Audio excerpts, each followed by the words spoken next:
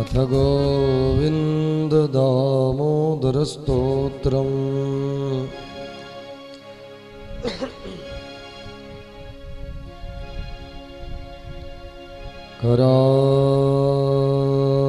करारविन्दे न पदारविन्दम् मुखारविन्दे विनिवेशयन्तम्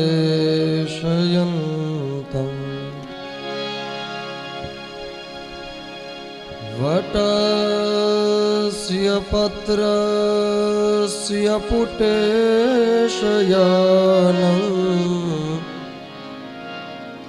बालं मुकुन्दं मनसा स्मरामि नित्यं गोविन्द दामोदर माधवेति सुखं शयानां निलये निजेऽपि नामानि विष्णोः प्रवदन्ति मर्त्यः ते निश्चितं तन्मयतां व्रजन्ति गोविन्द दामोदर माधवेति सुखावसाने त्विदमेव सारम् दुःखावसाने त्विदमेव ज्ञेयम् देहावसाने त्विदमेव जाप्यम् गोविन्द दामोदर माधवेति जिह्वे सदैव भज सुन्दराणि नामानि कृष्णस्य मनोहराणि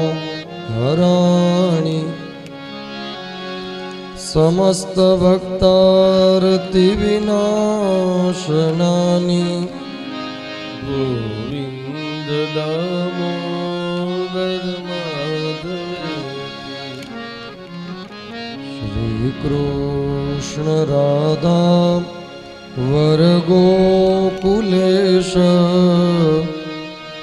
गोपाल गोवर्धननाथ विष्णु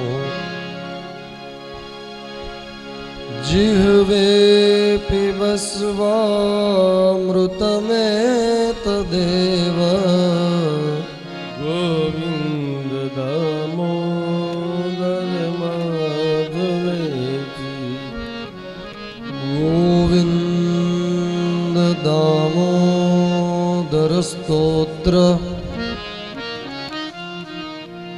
प्रेमथी पाठ जे करे दामोदर दया सिंधु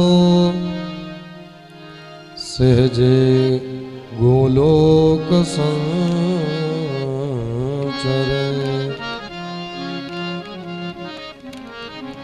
श्री द्वारकाधीश की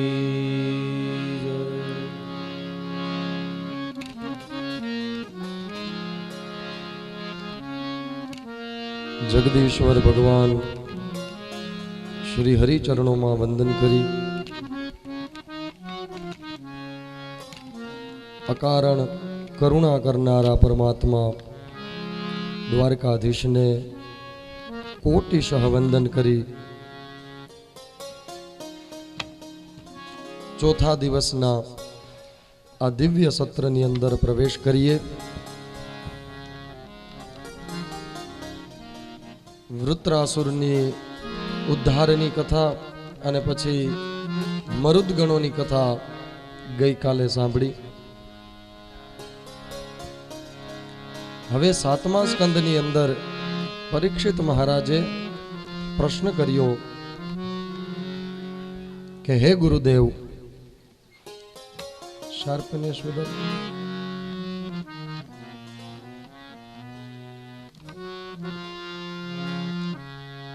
ભગવાન દરેક જીવો ઉપર કરુણા કરનારા છે. દેવતાઓ કે રાક્ષસો એના માટે બધા સરખા છે. તેમ છતાં ભગવાન આવો ભેદભાવ કેમ કરે છે કે દરેક વખતે રાક્ષસોનો સંહાર કરે અને દેવતાઓને બચાવે? સુખદેવજી કહે છે, રાજા, ભગવાનના મનમાં કોઈ ભેદ નથી. એ જેને મારે છે એને પણ તારે જ છે, બચાવે છે એને પણ ઉગારે જ છે. જેટલા જેટલા પણ અસુરોને ભગવાન મારે છે એ બધા અસુરોના તેજ ભગવાનની અંદર સમાઈ જાય છે. કારણ કે પરમપિતા તો એ જ છે. દેવ હોય કે રાક્ષસ હોય, બધા એના જ સંતાનો છે. તમે જે પ્રશ્ન કર્યો આના ઉપર એક કથાનક તમને કહું છું. જ્યારે પાંડવોનો રાજસૂય યજ્ઞ ચાલી રહ્યો હતો એવે સમયે પરમાત્માએ શિશુપાલનો વધ કર્યો. એટલે યુધિષ્ઠિરે નારદજીને પ્રશ્ન કરી લીધો કે હે મહામુનિ નારદ, આ શિશુપાલ રાક્ષસ હતો, તેમ છતાં એના શરીરમાંથી નીકળતું તેજ ભગવાનની અંદર કેમ ભળી ગયું? ત્યારે નારદજી એને જવાબમાં કહ્યું કે હે યુધિષ્ઠિર, પરમાત્મા પરમપિતા છે. આ કૃષ્ણ તમે જેને મિત્ર માનો છો એ ખરી રીતે અખિલ બ્રહ્માંડનો જગત પિતા છે. એ કર્તુમ અકર્તુમ અન્યથા કર્તુમ સમર્થ, બધું જ કરવા માટે એ સમર્થ છે. એટલા માટે જે પણ જીવાત્માઓનો જીવ નીકળે છે, શરીર જ્યારે માણસ કે કોઈ જીવ છોડે છે ત્યારે એનું તેજ ભગવાનમાં જ મળી જાય છે. આ તો શિશુપાલ છે. ભગવાને હિરણ્યાક્ષ અને હિરણ્યકશ્યપુને પણ મારી અને એના તેજને પોતાની અંદર સમાવી લીધેલા છે. અને હિરણ્યકશ્યપુ તો એવો હતો કે જેણે પોતાના સગા દીકરાનો વેર કર્યો, તેમ છતાં પણ ભગવાન એને તાયરો જ છે. યુધિષ્ઠિરે પૂછી લીધું, હે નારદજી, હવે મને એ જણાવો કે પ્રહલાદ તો ભગવાનના પરમ ભક્ત હતા, તો પછી હિરણ્યકશ્યપુએ પ્રહલાદ સાથે વેર શા માટે વાળ્યું?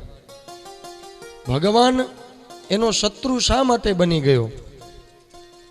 નારદજી કહે છે,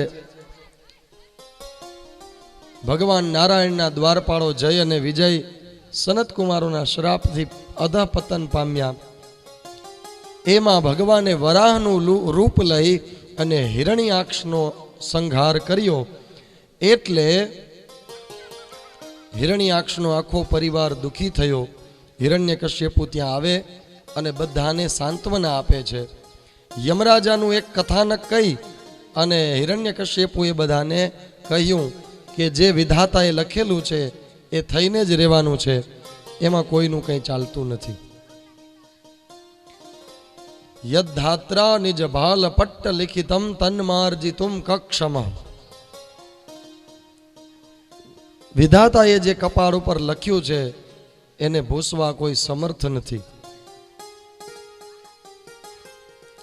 તો હિરણ્યકશ્યપુએ જ્ઞાનનો ઉપદેશ કર્યો, પરિવારને સમજાવ્યો કે ભાઈનું મૃત્યુ થવાનું હતું એટલે થયું છે, અને પછી પોતે બ્રહ્માજીનું તપ કરવા નીકળી ગયો. 100 દિવ્ય વર્ષ સુધી તપ કર્યું છે અને તપના પ્રભાવે બ્રહ્માજી પ્રસન્ન થયા. હંસ ઉપર સવાર થઈ અને બ્રહ્માજી ત્યાં પધાર્યા છે અને હિરણ્યકશ્યપુને કહ્યું, માગી લે, જે જોઈએ તે આપું. હિરણ્યકશ્યપુએ કહ્યું, હે પરમપિતા, મને તમે અમર બનાવી દો. બ્રહ્માજીએ કહ્યું, અમરત્વ મારી પાસે પણ નથી, મારું પણ મૃત્યુ થાય છે. બ્રહ્માજીનું આયુષ્ય 100 વર્ષનું છે.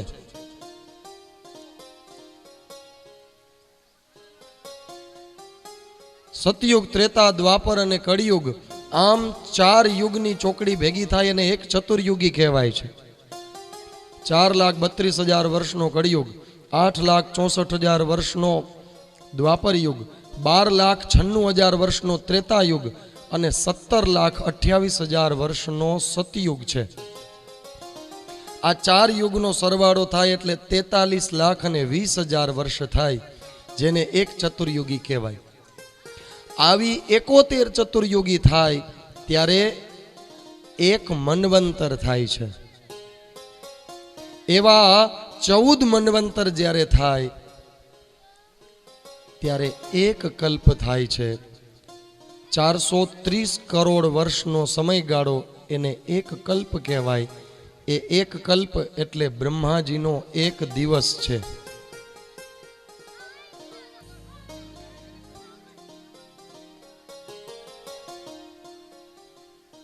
જ્યારે 365 કલ્પ પૂરા થાય ત્યારે બ્રહ્માજીનું એક વર્ષ પૂરું થાય. એવા બ્રહ્માજીના 100 વર્ષનું આયુષ્ય છે. અને જ્યારે એના 100 વર્ષ પૂર્ણ થાય છે ત્યારે એ બ્રહ્માજીને નારાયણની નાભીમાં સમાઈ જવું પડે છે. એટલે બ્રહ્માજીએ કહ્યું કે અમર હું પણ નથી. ત્યારે હિરણ્યકશ્યપુએ કહ્યું, તો હે બ્રહ્મદેવ, અમરત્વ ન આપો તો કંઈ નહીં, પણ હું જે માગું એ મને આપો. બ્રહ્માજીએ કહ્યું, માગી લે. હિરણ્યકશ્યપુ કહે કે તો હે બ્રહ્માજી, મને વરદાન આપો કે હું દિવસે ન મરું અને રાત્રે ન મરું, ઘરમાં ન મરું, ઘરની બહાર ન મરું, લીલાથી ન મરું, સૂકાથી ન મરું, દેવથી ન મરું, દાનવથી ન મરું, માનવથી ન મરું, અસ્ત્રથી ન મરું, શસ્ત્રથી ન મરું, પશુથી ન મરું, પક્ષીથી ન મરું, ધરતી પર ન મરું, આકાશમાં ન મરું.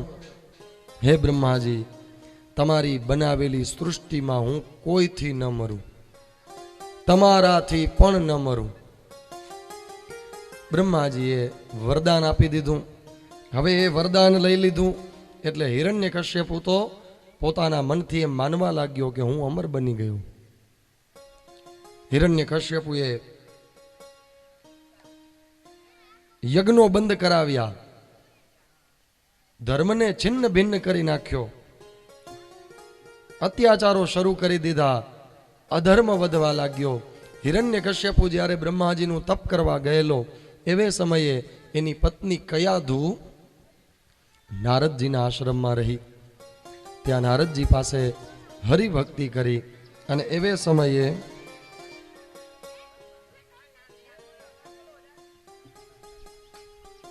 સમયે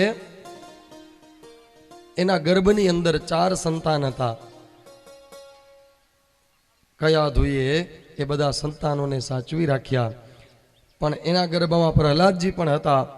અને બાપુ આવજો ને.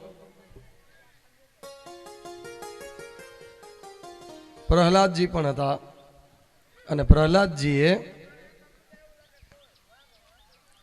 નારદજીનો એ સત્સંગ સાંભળ્યો, હરિની કથા સાંભળી.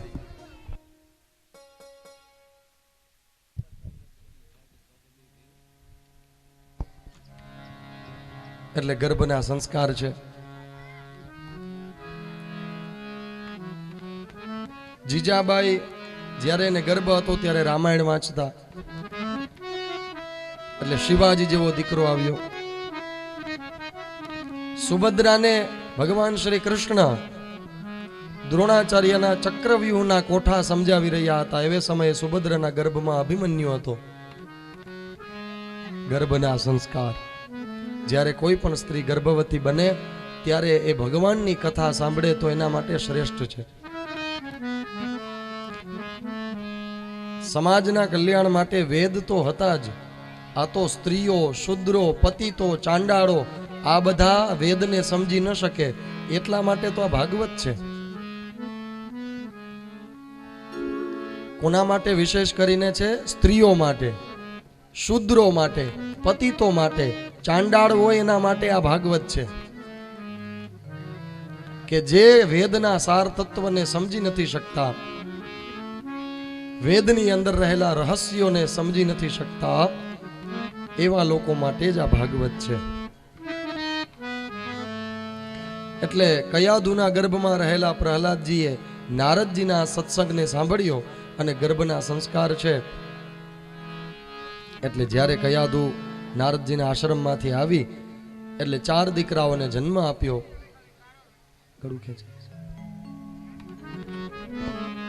લાદ, પ્રહલાદ, અનુલાદ અને સંલાદ. આ 4 દીકરામાં સૌથી નાના પ્રહલાદ, પણ ગુણોમાં સૌથી મોટા. શુક્રાચાર્યના 2 દીકરા હતા, શંડ અને અમર્ક. એની પાસે પ્રહલાદજીને ભણવા મોકલ્યા.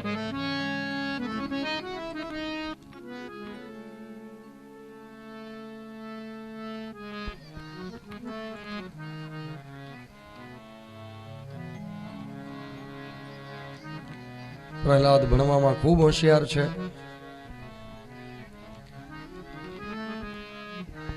પણ એમને ભણવાથી વધારે ભક્તિ ગમે છે.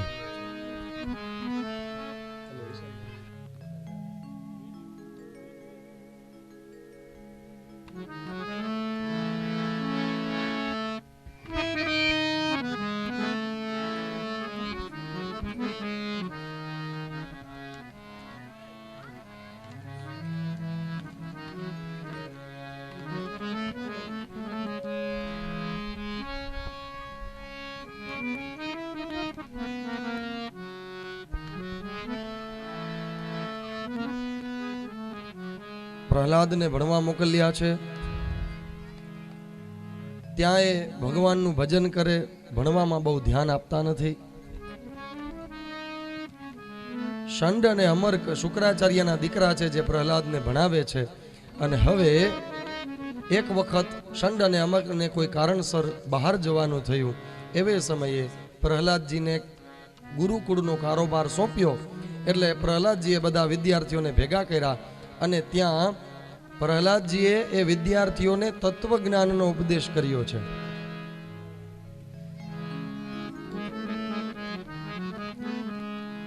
બ્રહ્માંડનું રહસ્ય 5 વર્ષના પ્રહલાદ પોતાના શિષ્યો જે બેઠા છે ને સમજાવે છે.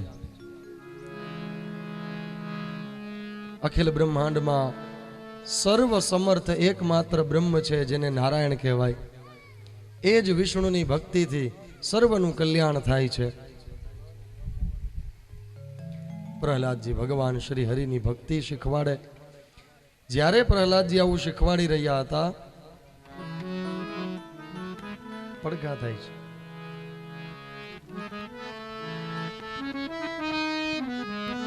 એવે સમયે શંડ અને અમર્ક આવી પહોંચ્યા. આવી અને જોયું તો પ્રહલાદ એના રાક્ષસ બધા વિદ્યાર્થીઓ સાથે મળી અને નારાયણના ગુણગાન ગાય છે. એટલે શંડ અને અમર્ક વિચાર કરે છે કે આ જો આવી રીતે ગુણગાન ગાયા કરશે તો હિરણ્યાક્ષને ખબર પડી જશે અને હિરણ્યાક્ષ અમને દંડિત કરશે. માટે આને હિરણ્યકશ્યપુને સોંપી દેવા જોઈએ. હવે હિરણ્યકશ્યપુને આ પ્રહલાદ સોંપી દેવામાં આવે છે. શંડ અને અમર્ક એ જાય છે હિરણ્યકશ્યપુ પાસે અને પ્રહલાદજી એને સોંપી દે છે. કહે છે કે મહારાજ, અમે જે શીખવાડીએ છીએ આ બાળક શીખતો નથી અને આ કંઈક બીજું જ શીખવાડે છે. એટલે હિરણ્યકશ્યપુને વાલ છે બાળકને ખોળામાં બેસાડ્યા અને ભણવાના ભાવ પૂછ્યા. બેટા, તું શું ભણ્યો છે? પ્રહલાદજીએ કહ્યું, પિતાશ્રી,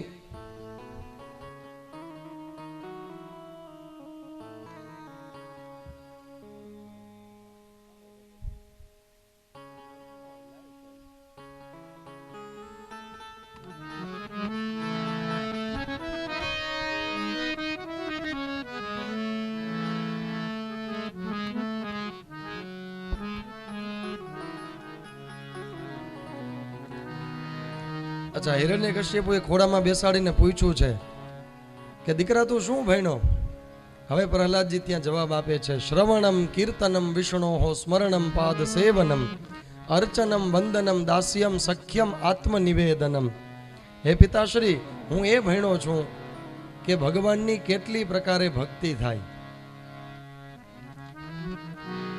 જેને નવધા ભક્તિ કહેવાય છે. એ ભક્તિના 9 પ્રકાર છે. એમાં સૌથી પહેલો પ્રકાર છે શ્રવણમ. શ્રવણમ એટલે સાંભળવું. સતત અવિરત ભગવાનની કથા સાંભળ્યા કરવી, ભગવાનના ભજન સાંભળવા, એ શ્રવણ નામની ભક્તિ છે. આ શ્રવણ નામની ભક્તિમાં સૌથી શ્રેષ્ઠ કોણ થયું? કીધું કે પરીક્ષિત. પરીક્ષિત જેવી ભાગવત કથા કોઈએ સાંભળી નથી. પછી બીજા નંબરની ભક્તિ છે કીર્તનમ, એટલે ભગવાનનું કીર્તન કરવું. કીર્તનમાં શ્રેષ્ઠ ભક્તિ છે ઉદ્ધવજીની. સ્મરણમ, ભગવાનની સ્મરણ ભક્તિમાં શ્રેષ્ઠ છે પ્રહલાદજી પોતે. પાદ સેવનમ, ભગવાનના ચરણોની સેવા, સતત અને અવિરત ભગવાનના ચરણોમાં જ એક ધ્યાન, એક ચિત્ત લગાવવું, એ ભગવાનના ચરણોની ભક્તિ. અને એમાં સર્વશ્રેષ્ઠ છે લક્ષ્મીજી. અર્ચનમ, વેદના મંત્રો વડે ભગવાનની વિધિવત પૂજા કરી અને પરમાત્માને ભજવા, એ ભગવાનની ભક્તિ છે અર્ચનમ. અર્ચન નામની ભક્તિ, જેમાં શ્રેષ્ઠ થયા પૃથુ રાજા. પછી વંદનમ, હર કોઈ વ્યક્તિને વંદન કરવા, હર કોઈ જીવને વંદન કરવા, હરેકની અંદર નારાયણ જોવો. જ્યાં જોઈએ ત્યાં 2 હાથ જોડી અને વંદન કરવાની શ્રેષ્ઠ ભક્તિ અક્રૂરજીએ કરી.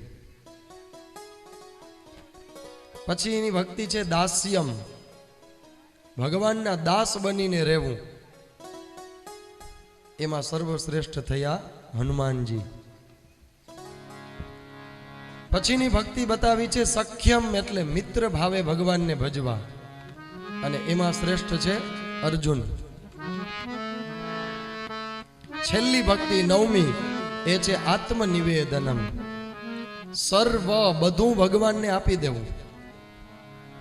ઘણા પોતે આખી જિંદગી કમાયા હોય અને પોતાની સમસ્ત મિલકત દાન કરી દે, બધું સર્વ આપી દે, પણ એને એ દાન કરવાનો અહંકાર આવે, એટલે સ્વ, પોતાની જાત સોંપી નથી શકતા. પણ બધું સોંપી દીધા પછી પોતાની જાત પણ ભગવાનને સોંપી દેવી. હરિ હું તારો, હરિ કરે તે મમ હિતનું, એ નિશ્ચય બદલાય નહીં. હું હરિનો અને હરિ મારો, એ ભરોસો જાય નહીં. આ સ્વ, પોતાની જાતને અર્પણ કરવાની ભાવના. તો સર્વસ્વ બધું આપી દેવું અને પોતાની જાત પણ ભગવાનને સમર્પિત કરી દેવી, એ અત્યાર સુધીમાં એવો એક જ થયો, જેનું નામ હતું બલિ રાજા. પ્રહલાદનો જ પૌત્ર. સર્વસ્વ સમર્પણ કરવામાં બલિ રાજા સર્વશ્રેષ્ઠ સાબિત થયા. તો આ નવધા ભક્તિ પ્રહલાદજી પોતાના પિતાને કહે છે, પિતાજી હું આ 9 ભક્તિ ભણ્યો છું. નારાયણની આ 9 પ્રકારની ભક્તિ થાય, જે કોઈ પણ કરે એના જીવનનો ઉદ્ધાર થઈ જાય. હિરણ્યકશ્યપુ કહે, મારા દુશ્મનનું નામ લે છો? ક્રોધિત થયો અને ખોળામાં રહેલા પ્રહલાદને ધરતી ઉપર પછાડ્યા. પણ આ ધરતી કોણ છે? કીધું કે સમુદ્ર વસને દેવી પર્વતસ્તન મંડલે વિષ્ણુ પત્ની નમસ્તુભ્યમ. આ ધરતી નારાયણની પત્ની છે. જે નારાયણનું ભજન કરતો હોય, આ ધરતી એને ક્યારેય નુકસાન ન પહોંચાડે. એટલે ધરતી છે એ ગાદી જેવી બની ગઈ.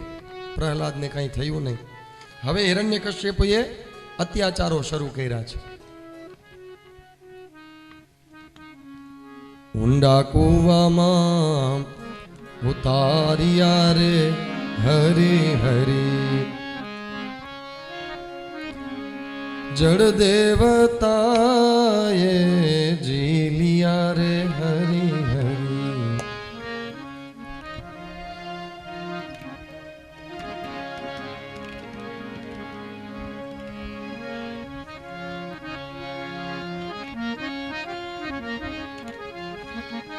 અનેક અનેક અત્યાચારો શરૂ કર્યા. પ્રહલાદ ઉપર ભાલાના, તલવારના, ગદાના, અનેક અનેક અસ્ત્ર શસ્ત્રના ઘા કરે, પણ પ્રહલાદને કંઈ થતું નથી.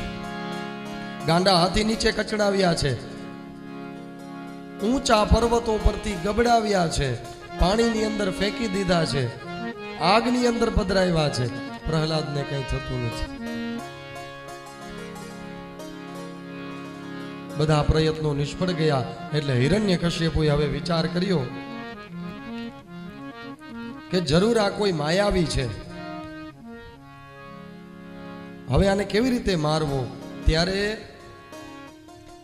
હિરણ્યકશ્યપુની બેન શૃંગિકા આવે છે, અને શૃંગિકાની કથા છે એ દંત કથા જેવી છે. એ આવીને કહે છે કે ભાઈ, મને અગ્નિદેવનું વરદાન છે, જ્યાં સુધી માથે ચુંદડી ઓઢી હોય ત્યાં સુધી અગ્નિ મારું કંઈ બગાડી શકે નહીં. એટલે લાવ તારા દીકરાને છાણાનો ઢગલો ખડકવામાં આવ્યો, એના ઉપર શૃંગિકા બેઠી, પ્રહલાદને ખોળામાં બેસાડ્યા, માથે ચુંદડી ઓઢી, અને એ ઢગલાને આગ લગાવવામાં આવી. એ આગની જ્વાળાઓ ચારે બાજુ વિસ્તાર પામવા લાગી. જોત જોતાની અંદર એ આગની લપટો હોલિકા અને પ્રહલાદ સુધી પહોંચી ગઈ. પણ નારાયણ જેની રક્ષા કરે, પ્રહલાદ બે હાથ જોડી ઓમ નમો ભગવતે વાસુદેવાય એકમાત્ર એના મનમાં જપ છે. અને જપાત સિદ્ધિર જપાત સિદ્ધિર જપાત સિદ્ધિર ભવિષ્યતિ, જપ વિના સિદ્ધિ મળે નહીં. ભગવાનના નામ સતત શરૂ છે.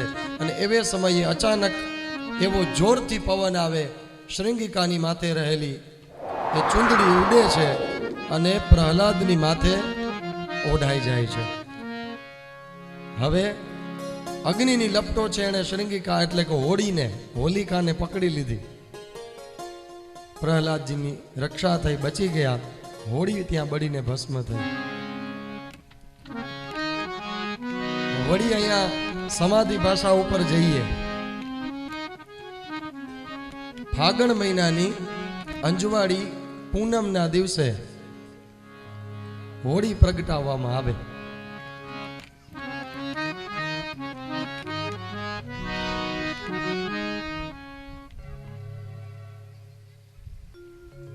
હવે ફાગણ મહિનો એટલે વસંત ઋતુ છે. શિયાળો પૂરો થતો હોય અને ઉનાળો શરૂ થતો હોય, એની વચ્ચેનો ગાળો. આ સમયે વાતાવરણની અંદર ઘણા બધા પરિવર્તનો આવે. બરાબર એની સમાધિ ભાષા કે ઋષિઓએ શું કર્યું છે, ગાયનું છાણું હોય, એની અંદર ગાયનું ચોખ્ખું ઘી હોમવામાં આવે, અને ધુમાડો થાય. એ ધુમાડામાંથી પ્રાણવાયુ ઉત્પન્ન થાય.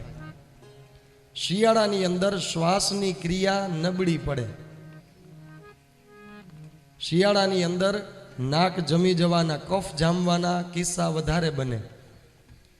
એટલે ફાગણ મહિનાની પૂનમના દિવસે જ્યારે સૌથી ઓછો પ્રાણવાયુ ધરતી પર હોય, ત્યારે એ હોળીને પ્રગટાવવામાં આવે. એટલે કે ગાયના છાણાઓને પેટાવવામાં આવે, અને ગાયના છાણા પેટે એને ફરતે બધા ચક્કર લગાવે. શરીરની અંદરની કફ પ્રકૃતિ ઓગળે, ચોખ્ખો પ્રાણવાયુ શરીરમાં જાય. પછી એ હોળીને આટા મારી અને પછી બધા બેસી અને ખજૂરનો પ્રસાદ લે, ધાણી ખાય, દાળિયા ખાય, જે શરીરને વિટામિન આપે. એટલે એક આખો એવો તહેવાર ગોઠવેલો છે કે જેના કારણે સંપૂર્ણ એની અંદર વિજ્ઞાન છુપાયેલું છે. તો માણસ એનાથી સ્વસ્થ રહે, નિરોગી રહે. અને એની પાછળનું એક જ્યોતિષ પણ છે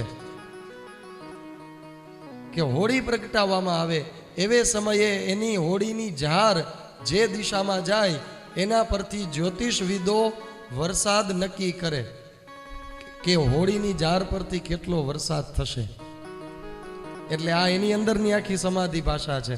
સ્વસ્થ અને નિરોગી રહેવા માટે હોળીનો તહેવાર છે. આપણા જેટલા પણ તહેવાર છે એ બધા એક ઋતુના અંતે આવે છે. જ્યારે વાતાવરણ બદલે ત્યારે તહેવાર આવે. ચોમાસું પૂરું થાય એટલે દિવાળી આવે, બેસતું વરસ આવે.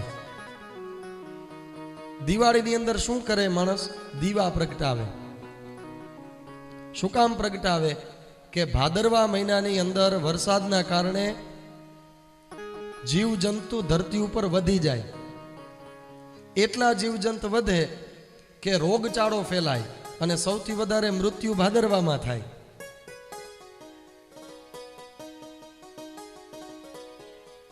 હવે ભાદરવા મહિનાની અંદર એક બાજુ વરસાદ પડે, બીજી બાજુ ભયંકર તડકો પડે, એટલે રોગચાળો વધે. હવે એ રોગમાં શું કરવાનું? તો કે ભાદરવા પછી શરદ પૂનમ આવે, દૂધ પૌવા ખાવાના. એટલે શરીરની અંદર પિત્ત, કફ અને વાત એવી ત્રણ પ્રકૃતિ છે. એ પ્રકૃતિને બેલેન્સ કરવા માટે દૂધ પૌવા ખાવામાં આવે. ભાદરવા મહિનામાં ખીર ખાવામાં આવે પિતૃ નિમિત્તે. એટલે શરીરના કફ, વાત અને પિત્ત ત્રણ એના ત્રિદોષ કહેવાય, એ બેલેન્સ થઈ જાય. પછી દીવા પ્રગટાવવામાં આવે એટલે સકારાત્મક ઉર્જાનો પ્રાદુર્ભાવ થાય. એકદમ ઝીણું ઝીણું નેનો ટેકનોલોજી ઉપર. અને આપણા ઋષિ મુનિઓ જે વૈજ્ઞાનિક હતા એવા અત્યારે નથી. સુશ્રુત નામના એક ઋષિ હતા, એ વાળ જેટલો પાતળો ચેકો પાડીને ઓપરેશન કરતા. એટલે આવડું વિજ્ઞાન છે. તો આ હોળીની પાછળનું મોટું વિજ્ઞાન, આ એની સમાધિ ભાષા છે. હોળીના આટા મારવા જોઈએ, એની અંદર નાળિયેર પધરાવવા જોઈએ, એની અંદર ગોળ, ધાણી, દાળિયા, ખજૂર એ બધું પધરાવવું જોઈએ. એનાથી જે પવન નીકળે છે, એનાથી જે પ્રાણવાયુ નીકળે, એનાથી માણસ સ્વસ્થ રહે છે.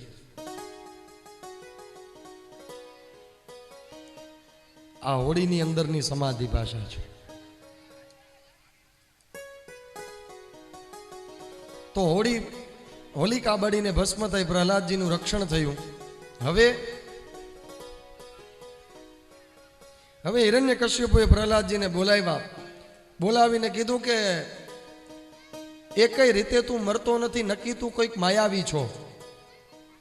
તું શું જાણે છે? પિતાજી, હું એટલું જ જાણું છું કે હરિનારાયણ એની ભક્તિ કરવાથી બેડો પાર થાય. કીધું કે ક્યાં છે તારો નારાયણ? પ્રહલાદે કહ્યું, પિતાશ્રી એમ પૂછો, ક્યાં નથી મારો નારાયણ? વળી પ્રહલાદજી કહે, જલે વિષ્ણુ, સ્થલે વિષ્ણુ, વિષ્ણુ પર્વત મસ્તકે, જ્વાલા માલા કુલે વિષ્ણુ, સર્વમ વિષ્ણુમયમ જગત. પાણીમાં નારાયણ છે, જમીન ઉપર નારાયણ છે, વિષ્ણુ પર્વત મસ્તકે, પર્વતની ટોચ ઉપર નારાયણ છે, જ્વાલા અગ્નિની અંદર નારાયણ છે, માલા દરેક જીવની અંદર નારાયણ છે, દરેક કુળની અંદર નારાયણ છે, સર્વમ વિષ્ણુમયમ જગત. બધી જગ્યાએ છે એ સાબિત થયું.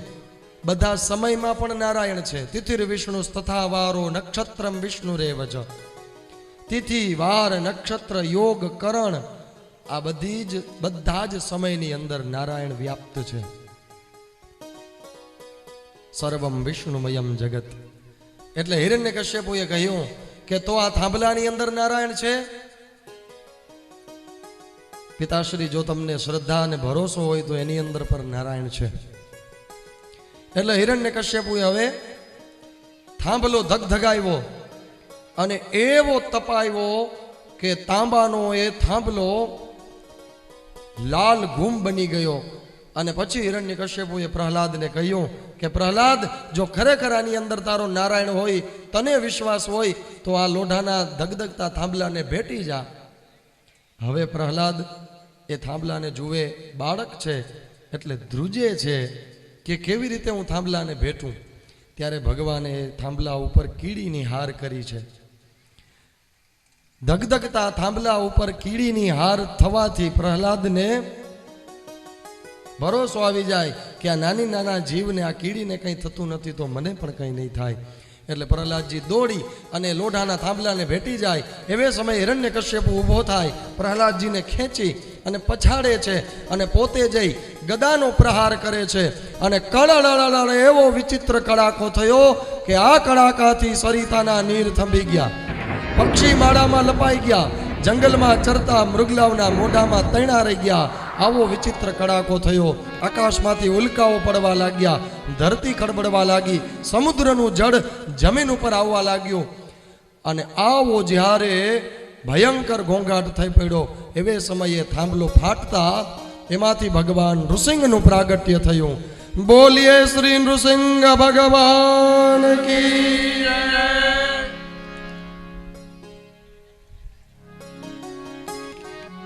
ભગવાન નૃસિંહ આવી અને વિચિત્ર રૂપ છે, માથું સિંહ જેવું છે, જ્યારે ધડ મનુષ્ય જેવું.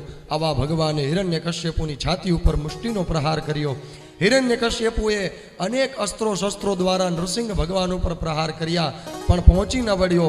અંતે ભગવાન નૃસિંહ હિરણ્યકશ્યપુને એના દરબારના ઉંબરે લઈ જાય અને ત્યાં જઈ પોતે બેઠા ખોડામાં હિરણ્યકશ્યપુને સુવાડ્યો છે.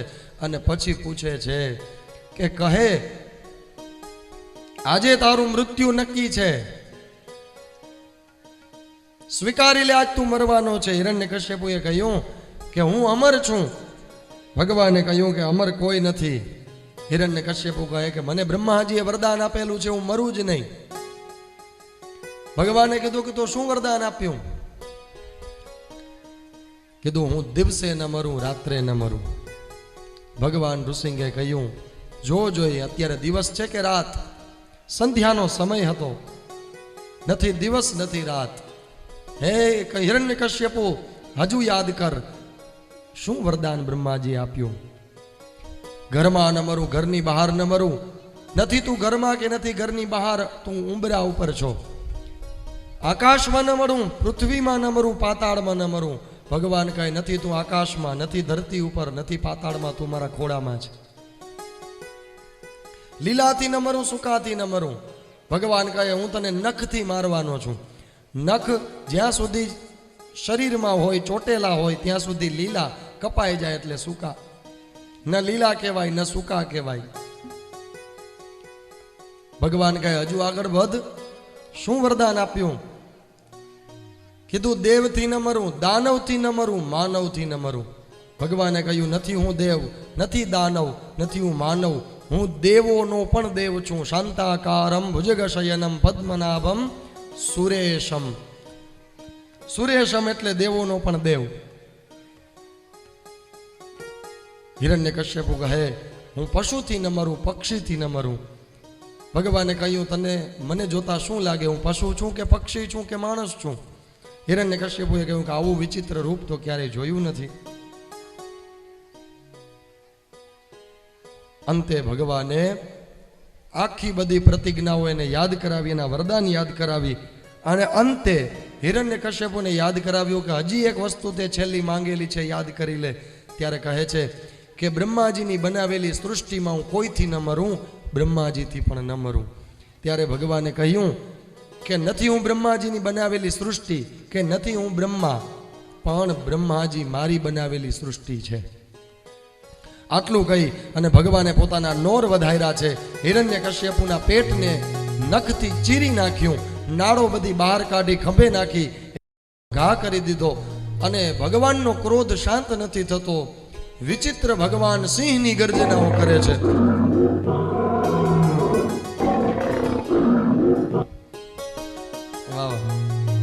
આવી જ કહી દીધી. ભગવાન સિંહની ગર્જનાઓ કરે, ક્રોધ શાંત નથી થતો. એટલે ઇન્દ્રદેવ, અગ્નિદેવ, વરુણદેવ, અનેક અનેક દેવતાઓ આવે, ભગવાનને શાંત કરાવવાનો પ્રયત્ન કરે. ભગવાન શાંત નથી થતા. ભગવાન બ્રહ્માજીએ પ્રયત્ન કર્યો, મહાદેવે પ્રયત્ન કર્યો, કોઈથી શાંત નથી થતા. એટલે બધાએ વિચાર કર્યો જે કોઈનું ના માને એ એની ઘરવાળીનું જરૂર માને. એટલે લક્ષ્મીજીને બોલાવો. બધાએ પ્રાર્થના કરીને લક્ષ્મીજીને બોલાવ્યા. લક્ષ્મીજી આવ્યા, આવીને ભગવાનને પ્રાર્થના કરી, હે નાથ શાંત થાવ. ભગવાને એવી ગર્જના કરી કે લક્ષ્મીજી દૂર જઈને આજે નહીં માને. બાબા હવે જાજી ગર્જના નહીં કરે, 2 જ વાર કરી.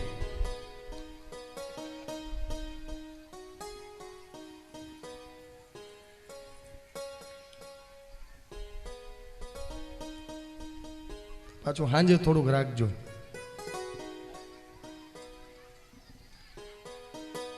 ઓલી કથા છે ને એ ઓલી પેલા ખબર હોય તો તમને જૂનવાણી કેસેટ આવતી, ઓલી વીટવાની. એ કેસેટ ફરતી હોય, એમાં વચમાં કંઈક ચોટે ને એટલે એ કેસેટ ગોટે ચડી જાય. એમાં એક તો કથાની કેસેટ માન ચોટ્યું, એમાં ઓલું ખા ખૂં થાય ને એટલે ગોટે ચડે. પણ સરસ છે આ ઓર્ગનની અત્યારે ટેકનોલોજીની સુવિધા, કથામાં થોડુંક ઉમેરો થાય, સારી વાત છે. તો ભગવાને ગર્જના કરી અને લક્ષ્મીજી દૂર જઈને ઊભા રહ્યા. અને હવે અંતે ભગવાનના પરમ ભક્ત પ્રહલાદ ત્યાં જાય છે અને ભગવાનની પ્રાર્થના કરે, હે પરમાત્મા, હે નાથ, બ્રહ્માદય સુરગણા મુનયોત સિદ્ધાહ, બ્રહ્માદિ દેવતાઓ તમારી સ્તુતિ કરી અને તમને શાંત ન કરી શક્યા, તે હું બાળક તમને શું શાંત કરું? તેમ છતાં હે પરમાત્મા, મારી વિનંતી સાંભળી અને આપ શાંત થાવો. મેં ક્યારેય આવા ઉગ્ર રૂપની પ્રાર્થના કે પૂજા નથી કરી. મેં તો તમારા ચતુર્ભુજ રૂપ, શાંત અને સૌમ્ય રૂપની પ્રાર્થના કરી છે. હે પરમાત્મા, આપ શાંત થાઓ. પ્રહલાદજીની સ્તુતિથી ભગવાન નારાયણ પ્રહલાદજીને તેડી અને પોતાના ખોળામાં બેસાડે. સિંહનું મસ્તક છે એટલે પ્રહલાદને જીભથી ચાટવા લાગે છે, એને વાલ કરે છે. પછી પ્રહલાદજીએ પ્રાર્થના કરી, હે ભગવાન, હવે તમે શાંત થાઓ. ત્યારે ભગવાન પોતાનું નૃસિંહ રૂપ શાંત કરે છે અને શંખ ચક્ર ગદા પદ્મવાળા પોતાના નારાયણ રૂપમાં, ચતુર્ભુજ રૂપમાં આવી જાય છે. કહે છે કે માગી લે પ્રહલાદ, તારે જે જોઈએ તે આપું. પ્રહલાદે કહ્યું, હે પરમાત્મા, મારે કંઈ જોતું નથી, તમે મને મળી ગયા, મારે જન્મારો સફળ થયો. ભગવાને કહ્યું કે છતાં પણ માગી લે. પ્રહલાદે કહ્યું, હું કંઈ નથી માગવા માગતો. તારે પિતાને જીવતો કરવો? તો કે ના, એ એના મૃત્યુથી મર્યા છે, એના પાપથી મર્યા છે, એને સજીવન કરવાની મારી કોઈ ઈચ્છા નથી. પણ ભગવાન, હું એટલું જરૂર માગીશ કે હવે પછી મારા વંશની અંદર તમે કોઈને મારશો નહીં. ભગવાન નૃસિંહે વરદાન આપ્યું, ભગવાન નારાયણે વરદાન આપ્યું અને પછી પ્રહલાદને આશીર્વાદ આપ્યા. પછી ભગવાન નારાયણ બ્રહ્માજીને જઈને ખખડાવે કે હે બ્રહ્માજી, તમે ગમે તે અસુરને જેમ તેમ વરદાન આપતા ન જાઓ, અંતે પછી મારે આવા ચિત્ર વિચિત્ર રૂપ લેવા પડે છે. બ્રહ્માજીને પણ એ ચર્ચા કરી, બ્રહ્માજીએ પણ માફી માગી, હે ભગવાન, મને માફ કરો. ભગવાન ત્યાંથી અંતર ધ્યાન થયા. પછી પ્રહલાદ સુખપૂર્વક શાસન કરે છે. નારદજી હવે યુધિષ્ઠિરને નૃસિંહ અવતારની કથા કહી અને પછી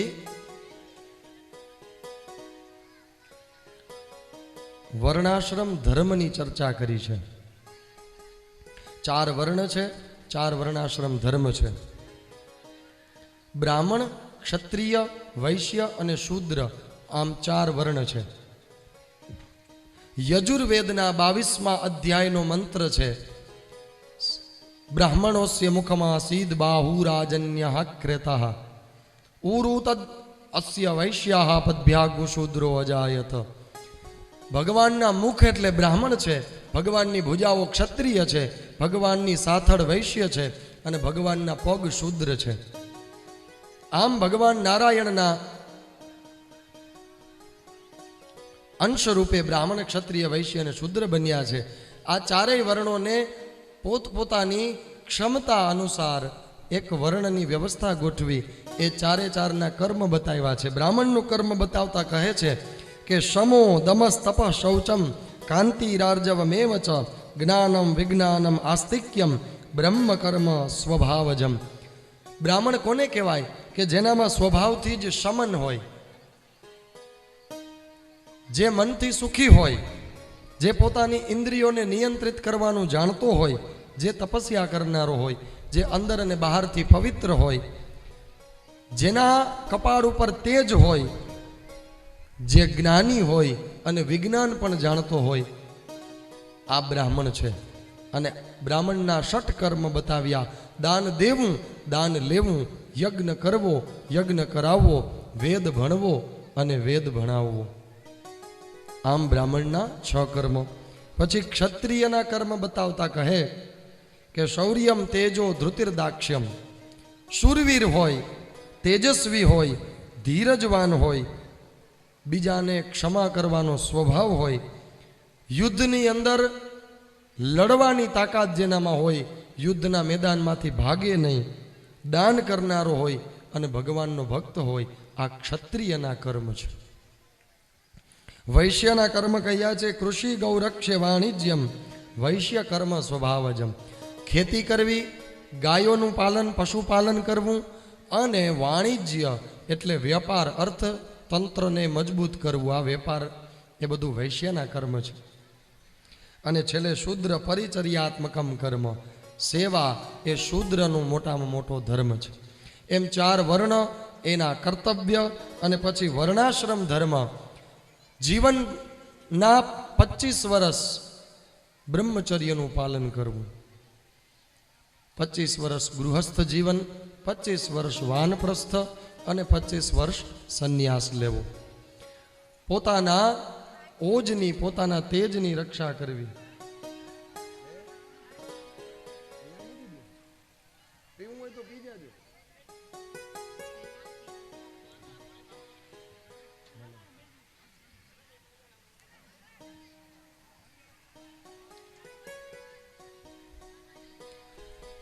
જન્મથી કરી 25 વર્ષ સુધી અખંડ બ્રહ્મચર્યનું પાલન કરવું એ પહેલો આશ્રમ. ગૃહસ્થ જીવનની અંદર સુખપૂર્વક રહેવું અને જીવવું, દાન પુણ્ય કરવું અને ગૃહસ્થના બધા ધર્મ નિભાવવા. આ ગૃહસ્થ જીવનની ચર્ચા આવતીકાલે વિશેષમાં આવશે. 16 સંસ્કારની ચર્ચા કાલ છે. પછી હવે વાનપ્રસ્થ, 50 વર્ષ પછી વનમાં જીવતા હોય એવું જીવન ઘરમાં જીવવું અને છેલ્લે સંન્યાસ ગ્રહણ કરવો. આમ વર્ણાશ્રમ ધર્મ બતાવી અને ત્યાં 7મા સ્કંદને પૂર્ણ કર્યો. આવો પરમાત્માના ચરણોમાં 7મો સ્કંદ સમર્પિત કરીએ.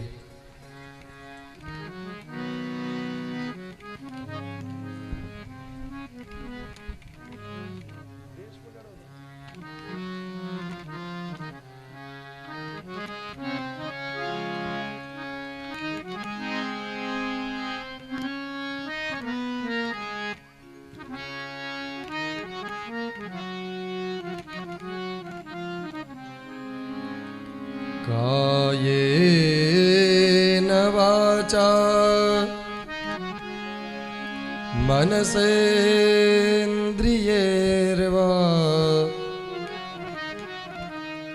બુદ્ધ્યાત્મના વા પ્રકૃતે સ્વભાવાત કરોમિ યદ્યત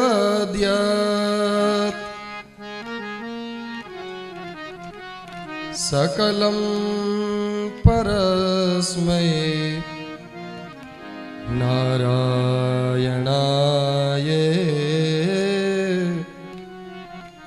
તે સમર્પયામિ.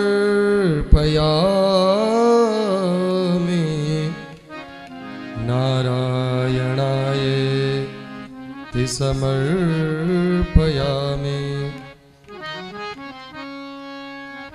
શ્રીમદ્ભાગવતે મહાપુરાણે વૈયાસિક્યામષ્ટાદશસહસ્ર્યામ પારમહંસ્યામ સંહિતાયામ સપ્તમસ્કંદઃ. ઓમ તત્સત. શ્રી કૃષ્ણાર્પણમસ્તુ.